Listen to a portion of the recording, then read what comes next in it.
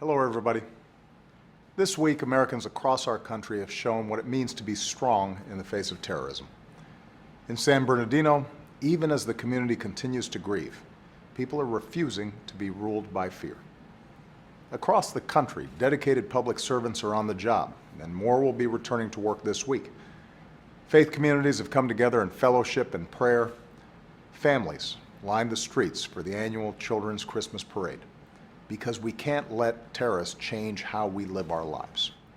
Meanwhile, our men and women in uniform are stepping up our campaign to destroy ISIL. Our airstrikes are hitting ISIL harder than ever in Iraq and Syria.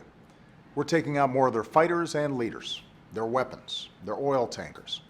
Our special operations forces are on the ground because we're going to hunt down these terrorists wherever they try to hide.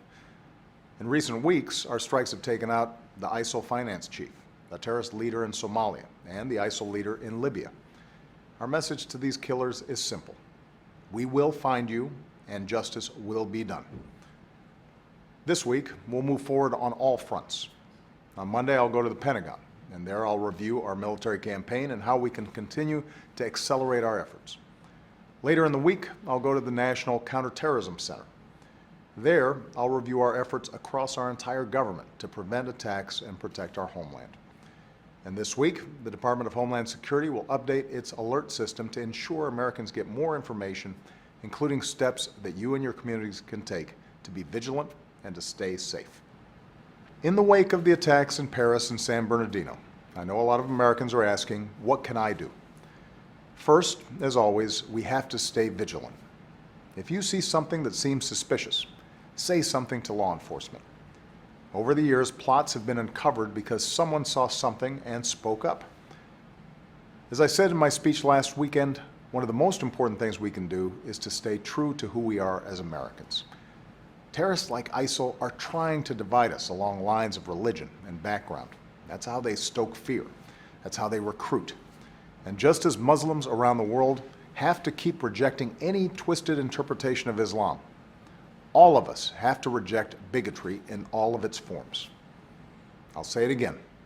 Prejudice and discrimination helps ISIL, and it undermines our national security. The good news is that Americans are coming together to reaffirm the core values that keep us strong. Political leaders across the spectrum, Democrats and Republicans, liberals and conservative, are standing up forcefully for freedom of religion. Churches and synagogues are reaching out to local mosques, reminding us that we are all God's children. Grateful citizens are saying thank you to our patriotic Muslim American service members and veterans. Some of our greatest sports heroes have reminded us why they're true champions and voices for tolerance and understanding.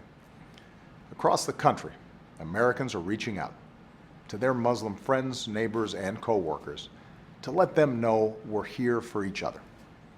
I think of the woman in Texas carrying a sign saying, "We love our Muslim neighbors." That's the message I hope every Muslim American hears, that we're all part of the same American family. And it's a message all of us can deliver. Parents to our children, teachers to their students, leaders in politics and business and entertainment. Back in San Bernardino, people from across the community have joined in prayer vigils, Christian, Jews, Muslims, and others. And they've sent a powerful message. We're all in this together. That's the spirit we have to uphold.